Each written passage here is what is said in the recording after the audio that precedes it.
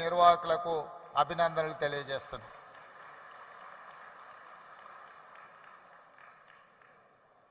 వాస్తవంగా ఈ కార్యక్రమం ఆలోచన 2 సంవత్సరాల క్రితమే రూపుదాల్చింది.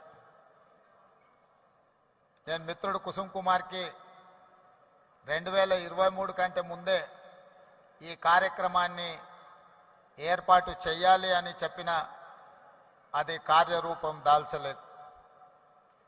ఆ తర్వాత ఎన్నికల తర్వాత జరిగిన పరిణామాలు, ఆ తర్వాత ఖచ్చితంగా ఈ కార్యక్రమాన్ని ఏర్పాటు చేయాలి అని తలంపుతో 90 రోజుల్లోనే ఇంత పెద్ద కార్యక్రమాన్ని ఏర్పాటు చేసి ఇంత విజయవంతంగా నిర్వహించినందుకు మనస్ఫూర్తిగా నిర్వాహకులకు అభినందనలు తెలియజేస్తాను.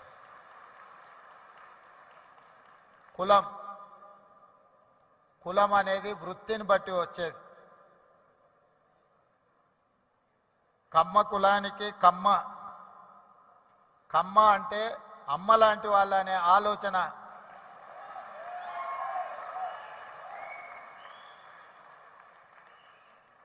అమ్మ అంటే ఆకలి మీద వచ్చిన ఏ కొడుకునైనా ఎవరినైనా కడుపు చూస్తుంది, ఆకలితో ఉన్నాడేమో ఏమైనా పెడదాము అని.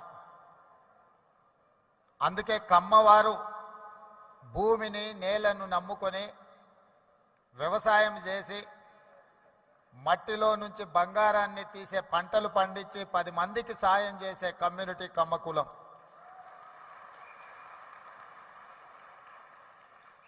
అందుకే ఒక సినిమాలో కొండ మీద అమ్మోరు కొండ కింద కమ్మోరు అని అన్నారు.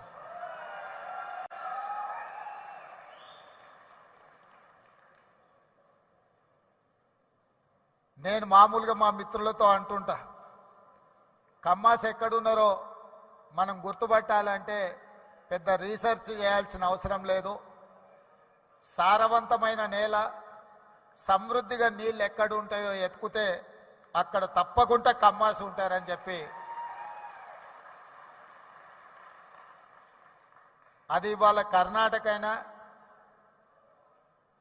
తమిళనాడు అయినా, తెలంగాణ అయినా, ఆంధ్రప్రదేశ్లో అయినా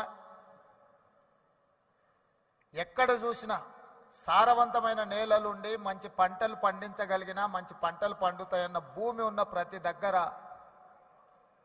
కమ్మ సోదరులు అక్కడ ఉంటారు. వాళ్ళ ఆలోచన ఎప్పుడు కష్టపడాలి, పంటలు పండించాలి, 10 మందికి ఉపయోగపడాలి, 10 మందిని ఆదుకునే ఆలోచన చెయ్యాలి అనేదే ఆ సామాజిక వర్గ నేపథ్యం. అదేవిధంగా నాకున్న సంబంధాలు కానీ, లేకపోతే నాకున్న సన్నిహిత సంబంధాల గురించి నేను పెద్దగా చెప్పాల్సిన అవసరం లేదు.